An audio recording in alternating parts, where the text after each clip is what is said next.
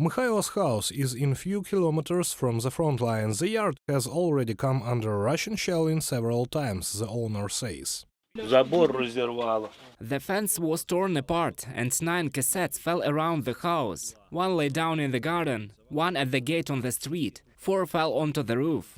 Farmland is also subjected to the shelling. The fields are literally strewn with fragments of ammunition. The enemy is bombarding the Ukrainian land with artillery shells, mines and air bombs. Many do not explode.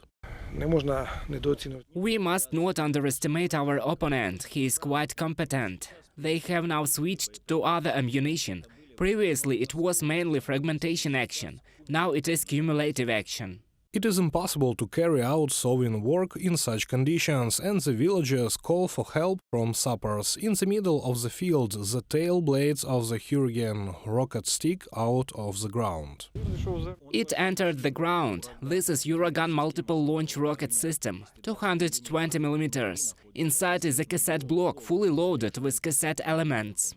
You cannot move the ammunition, it can work at any time. The sappers decide to liquidate it on the spot. They plant explosives with a detonator and retreat to a safe distance. Ready? Fire!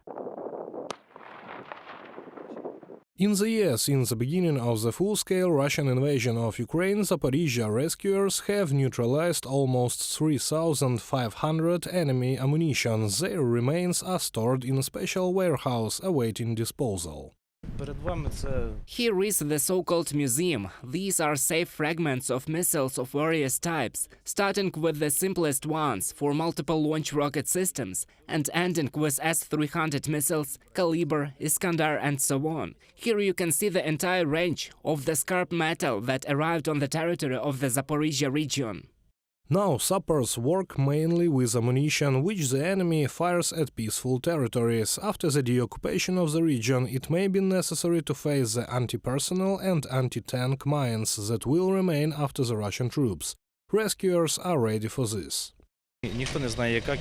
No one knows how many explosive objects are in the occupied territory. Until reconnaissance will come, there will be no data. It is too early to talk about demining these areas, but we are ready to carry out the tasks.